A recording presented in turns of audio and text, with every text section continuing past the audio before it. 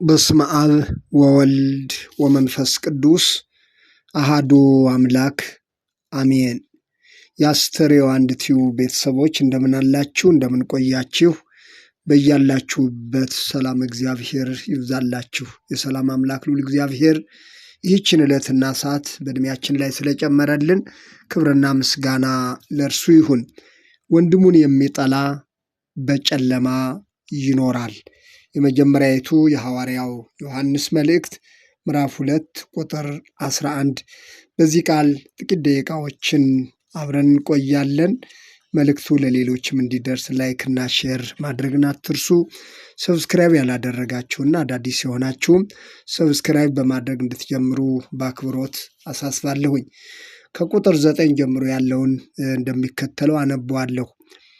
በብርሃን አለሁ የሚል ወንድሙንም የሚጠላ እስካሁን በጨለማ አለ። ወንድሙንም የሚወድ በብርሃን ይኖራል፣ ማሰናከያም የለበትም። ወንድሙን የሚጠላ ግን በጨለማ አለ፣ በጨለማም ይመላለሳል፣ የሚሄድበትንም አያውቅም። ጨለማው ዓይኖቹን አሳውሮታል ይላል።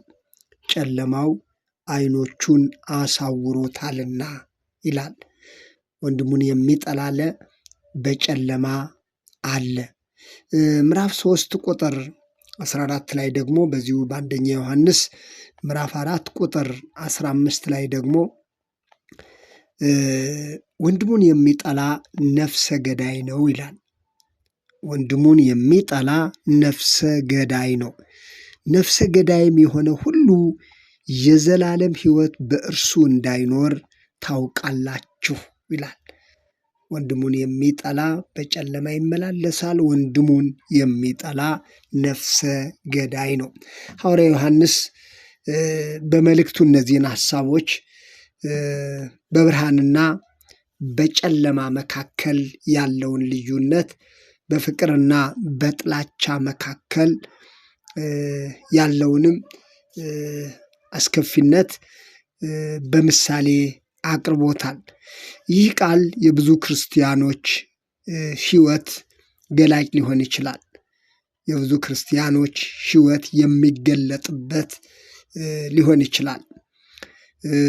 ወንድም የሚለው እንደ ክርስቲያን እያንዳንዱ ሰው ሌላውን ስለመውደድ ሲሆን እንደ ቤተሰብም እንደ ማህበረሰብም አጠቃላይ አንዱ ሌላውን ስለመውደድ የሚገልጽ ነው።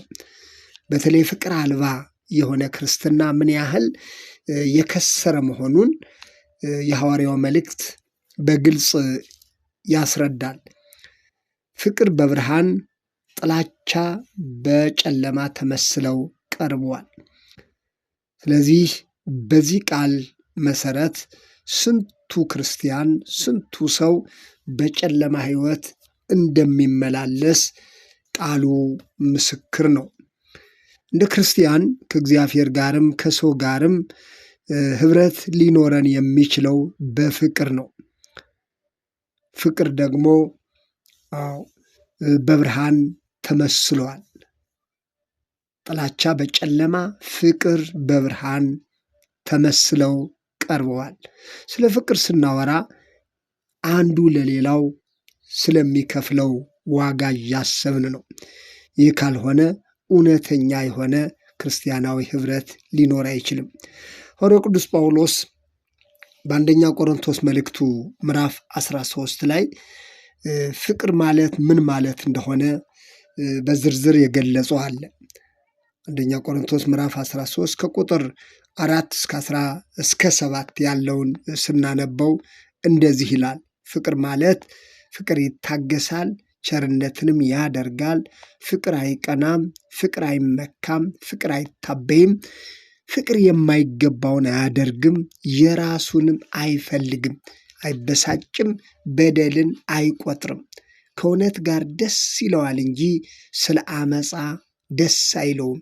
ሁሉን ይታገሳል፣ ሁሉን ያምናል፣ ሁሉን ተስፋ ያደርጋል፣ በሁሉ ይጸናል፣ ፍቅር ለዘወትር አይወድቅም ሲል ገልጿል። እንግዲህ ፍቅር ማለት ምን ማለት እንደሆነ፣ ታጋሽነት እንደሆነ ከእውነት ጋር እንጂ ከአመፃ ጋር ደስ እንደማይለው፣ በደልን እንደማይቆጥር፣ እንደማይበሳጭ፣ የማይገባውን እንደማያደርግና እንደማይቀና፣ ቸርነትን ትዕግስትን ከማድረግ ውጭ ፍቅር በሌላው ላይ ክፋትን እንደማያስብ ሐዋርያው ቅዱስ ጳውሎስ ፍቅር ምን ማለት እንደሆነ በዚህ ሁኔታ ገልጾታል። ስለዚህ እንደ ዮሐንስ መልእክትም በፍቅር መኖር፣ በብርሃን መኖር፣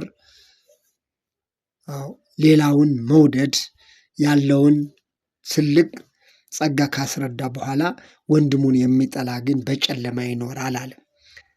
ወንድሙን የሚጠላ በጨለማ ይኖራል።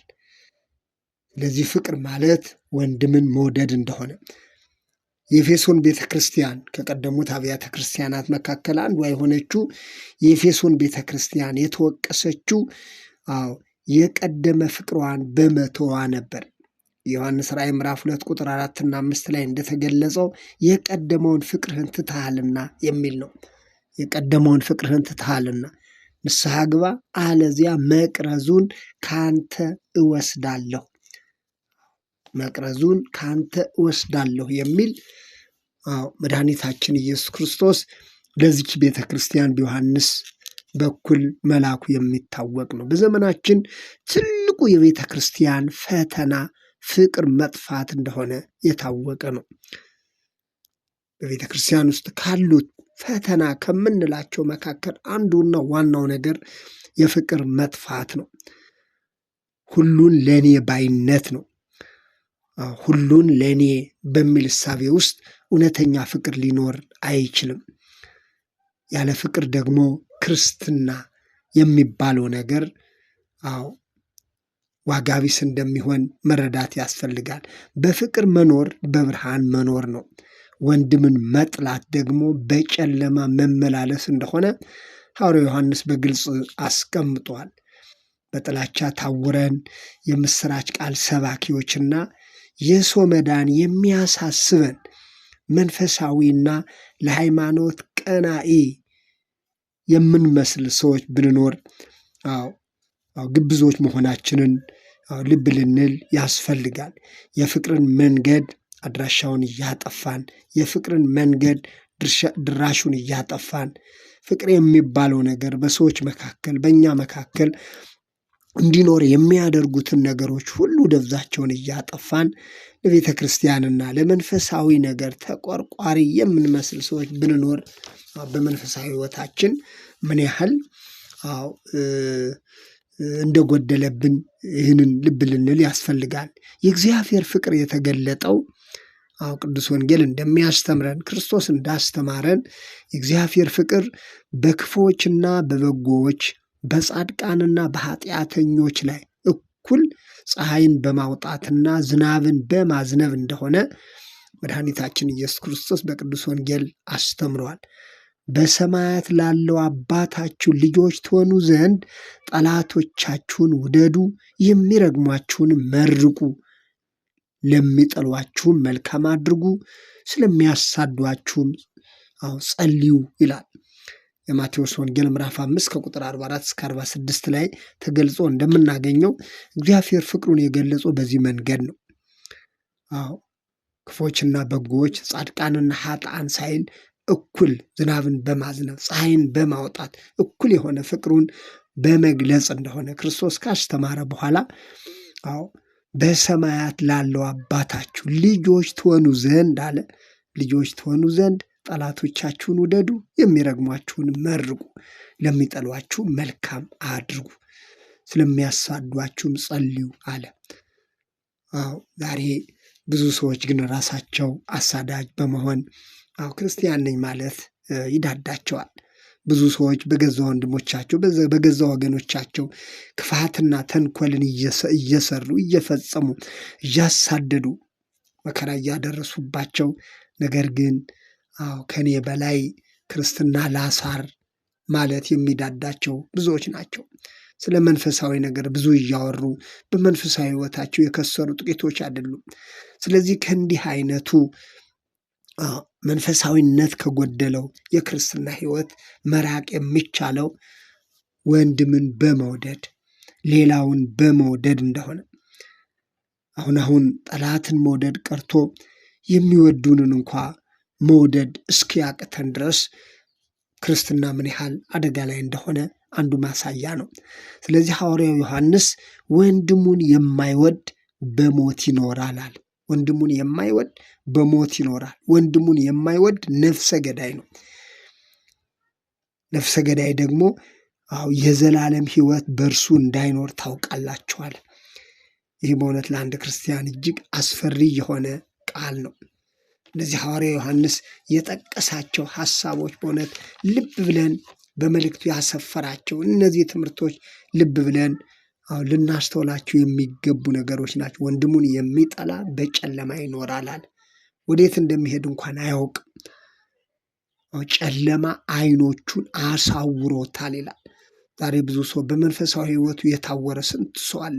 በጥላቻ የታወረ፣ በክፋት የታወረ፣ በቅናት የታወረ፣ የሌላውን ውድቀት በመናፈቅ የታወረ፣ ሁሉን ለእኔ በሚል እሳቤ የታወረ ስንት ክርስቲያን አለ። በጥላቻ የሚመላለስ ወንድም እህቱን ጥላቻ ማለት ሌላውን መጸየፍ ማለት ነው። በሌላው ላይ ክፉ ነገር ማሰብ ማለት ነው ጥላቻ። ስለዚህ ወንድሙን የሚጠላ በጨለማ ይኖራል አለ። እግዚአብሔር ሁላችንም ካለንበት የጨለማ ሕይወት ነፃ ያውጣል። ወንድሙን የሚጠላ ደግሞ ነፍሰ ገዳይ ነው አለ።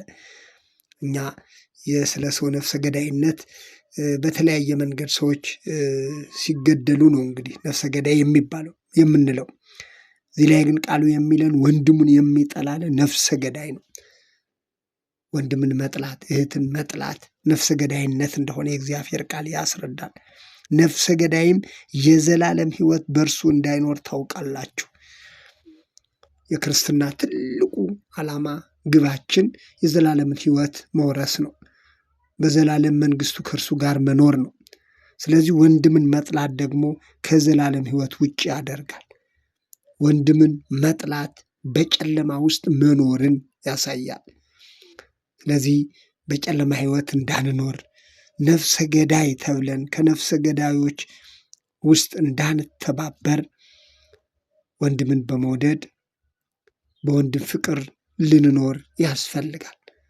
ስለዚህ እግዚአብሔር ቃል ወገኖቼ ክርስቶስ እኛን የወደደን ከሰማያዊ ዙፋን ወደ ምድር የመጣው ራሱን ለሞት አሳልፎ የሰጠው ፍቅርን ለመግለጥ ነው። ስለዚህ ፍቅርን ከእርሱ ተምረናል። ፍቅርን የተማርነው ከዚህ በሰማያዊ ዙፋኑ የሚኖረው ክርስቶስ ፍቅር ግድ ብሎት ወደ ምድር መጥቶ እኛን ስለማዳኑ ነው።